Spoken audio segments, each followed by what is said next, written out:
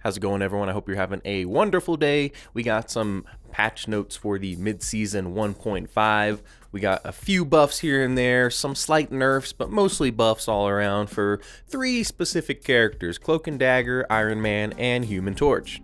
We're going to go over these changes. I'm going to talk about what I like out of scene, what I want to see in the future, and then I'd love to hear from you guys, so make sure to comment down below, like the video, subscribe, it all helps out, and let's get right into it. Rivals. Following the balance adjustments in Season 1.5 and the addition of the Human Torch and Thing, we've noticed a surge in the popularity of various heroes, leading to exciting new strategies and matches, whether it's a rush comp centered around mobile vanguards and duelists, a double flyer setup featuring Storm and Human Torch, or the classic 3-1-2 lineup with 3 vanguards, or even previously popular 2-2-2 or single vanguard compositions. Each has showcased their unique flair in the current competitive environment. So in this mid-season balance update for 1.5, we'll be optimizing the experience for a handful of heroes to maintain the rich diversity. As we gear for Season 2, expect new heroes and fresh team abilities to bring an even more thrilling experience. Now, quick pointer, I just want to talk about, I really enjoy that the devs brought up the fact that a 3-1-2 is shining, a 2-2-2 is still doing great, but other compositions as well, even a single vanguard is doing well in the competitive scene, keyword competitive. So it's really good to see that, because I got a lot of flack back in the day when I posted a video saying Marvel Rivals doesn't need a role queue, or we don't need to follow these straight up 2-2-2 compositions. You can do just as well with different compositions, but it just took people a while to learn and figure that out. But anyways, I just want to bring that out. I'm glad that the devs brought that up. So the first buff is Human Torch. The fiery hero is getting a boost to his primary attack damage output and ultimate ability, enhancing his solo takedown potential.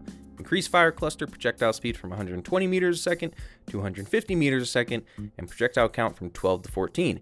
Increase the damage cost of Supernova, ultimate ability from 3400 to 4000, increase activation wave damage from 70 to 80, and flame tornado damage from 100 per second to 120 per second. Now those are some pretty good changes all around, but will it be enough? I think that's the real question. I think everyone is under the same agreement that the Human Torch, out of all the releases for characters, has been the weakest, and honestly, he's just not a very good hero. He might be one of the worst. But all in all, this damage output is going to be increased, so I will think we'll see him a little bit more often. I think people are still learning and grasping how he plays his toolkit, so really at this point, only time will tell. Going straight to the next change, and the next buff is another flyer, Iron Man. The Armored Avenger will see slight adjustments to his primary attack in both states, balancing his mid-range offensive capabilities. Decrease Repulsor Blast Stage 1 and 2 direct hit damage from 55 to 40, increase spell field damage from 35 to 50. Decrease Stage 3 direct hit damage from 65 to 50, increase spell field damage from 40 to 60. Decrease Repulsor Blast Armor Overdrive direct hit damage decrease from 55 to 50, increase spell field damage from 55 to 65. So the Iron Man changes were pretty interesting, right? I mean, he already had a slight buff last season with the adjustments of the Hulk team up and having it more shine by himself and not with the team up itself. But that being said, with this one, it is slight buffs and slight nerfs depending how you look at it.